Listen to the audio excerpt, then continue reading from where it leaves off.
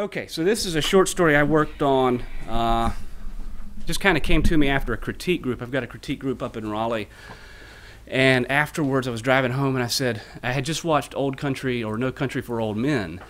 And so I was kind of inspired to write a crime thriller set in rural North Carolina. This is kind of set over in the western part of the state. There's basically 3 characters in this story. I call this Southern Justice. Bobby Lee Hooker and Randy Carver stood in a field 30 minutes outside of Hendersonville, admiring the new tires on Bobby Lee's Ford when the body in the truck bed started thrashing around like a fish pulled to dock. "Ray Ray is the one that hooked me up," Bobby Lee said. The body thumped hard against the metal, and the muffled cries of the bound and gagged man echoed out over the field. Randy knelt down and fingered the tread. His index finger fit into the gap up to the second joint. "Ain't nobody gonna beat Ray Ray for price," Randy said, looking over his shoulder at Bobby Lee. "He's got a supplier in Mexico, brings parts across the border. Gets them over the internet, that Ray Ray."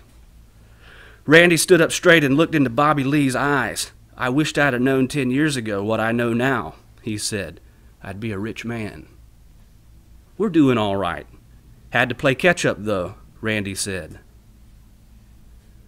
The man in the back of the truck started screaming through the sock that was duct-taped into his mouth. Bobby Lee swatted at a fly buzzing around his head. He scanned the wide-open field, 100 acres of rolling North Carolina foothills. The field was surrounded by 1,000 wooded acres on all sides. 20 feet in front of the Ford, the gaping mouth of a dark hole in the ground waited for the man in the back of the truck. The jacked-up Ford's tires were as big around as a tractor's and prevented Bobby Lee and Randy from actually seeing the man tied down in the back. It sounded like he was yelling, "Let me go! Let me go!" Bobby Lee said, "See, the thing about business is you got to anticipate where things are going." "You got to know in advance," Randy said. "That's right." Both men walked over toward the hole in the ground. They could not have jumped from one side to the other, and it looked to be about 10 feet deep. The walls were vertical. They studied the hole like 2 archaeologists just come upon a new skeleton of a woolly mammoth. They circled it until either man stood on opposite sides. Bobby Lee looked into Randy's eyes from the other side of the hole. "Do you want to go get him down out of there, or should I?" Randy shrugged and looked toward the Ford. The man in the back had started whimpering. "I'll do it," Randy said. He reached down and removed a hunting knife from a scabbard tied to his right hip. Randy slashed the knife back and forth in the air, and it made a wicking sound. He started back toward the Ford. Bobby Lee walked around the back of the Ford and reached up to let the tailgate down. The man in the truck bed shrieked. Randy climbed up the side rail, opened the passenger side door, and then swung over the cab with the knife in his hand. The man looked up at him, and it sounded like he said, "Don't kill me, man," though through the sock it was hard to tell. Randy looked down at him. The man's arms and legs were spread eagle, tied to each corner inside the truck bed. The tying job was good, with very little slack in any of the 4 ropes. Additionally, his legs were chained with 2 sets of handcuffs connected by a bicycle lock.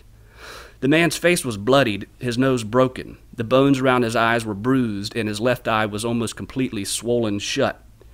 "Ain't you a pretty sight?" Randy said, standing over him with the knife. Bobby Lee started to reach up from the tailgate end to try and untie the ropes around his legs. "Don't you kick me," he said. "You kick me, I'll cut your fingers off." The man tried to raise his head to see Bobby Lee at his feet. Randy knelt down and cut through one of the ropes around the man's wrist. Bobby Lee said, "Rope's too tight. You're going to have to cut them all."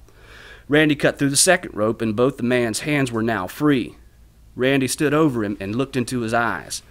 "Now I can see what you're thinking," Randy said. The man's one good eye peered up at him. Randy continued, "You give me trouble, this knife is going to find a home." He held the blade about 2 feet above the man's one good eye. "You understand?" The man blinked, and Randy took that to be a sign of acknowledgement. He turned and cut the 2 remaining ropes and Bobby Lee reached up over the tailgate and dragged the man out of the back onto the ground. Even down, the tailgate was a good 4 feet above the grass, and for a moment, Bobby Lee wondered if he'd broken the man's neck. The fella lay on the earth a minute and didn't move. Randy leapt down from the truck and said, "You kill him?" Bobby Lee toed the man in the ribs. "He ain't dead yet," he said. Randy and Bobby Lee grabbed a leg each and started dragging the man around the front of the truck toward the hole. When they got him to the hole, Bobby Lee said, "You reckon we should give him one last word?" Both men looked down at the duct tape wound around his head. They'd used nearly half the roll, and the sock stuffed in his mouth was pinkish with blood. The man was having trouble breathing through his nose. Randy said, "Ignorant white trash like this ain't going to say nothing he ain't said before in any of his 30-odd years." He knelt down close to the man's face and said loudly, "Ain't that right, white trash?" The man swore at him through the sock and duct tape. "That's what I figured," Randy said. He stood tall and looked at Bobby Lee. He ain't got nothing to say. Bobby Lee nodded. "All right, then," he said. Bobby Lee removed a black Glock 22 from the back of his waistband, pulled the lever back to load a bullet into the chamber, and lowered the barrel toward the man's head from 4 feet away. The man started screaming and tried to roll over, but Bobby Lee fired 4 times. The man sprawled out on the ground. "That is loud," Randy laughed, ducking away from the shots. "Why don't you warn somebody before you shoot that thing?" Bobby Lee fired 5 more times into the man's body, and he started laughing like a kid riding a roller coaster at the state fair. He fired 3 more times, good, steady shots. Randy said, "You killed him already." The body on the ground didn't move. Bobby Lee placed the gun in his waistband, and both men stood staring at the dead body. After a moment, Bobby Lee said, "Help me get him into the hole." And that's what I've got so far.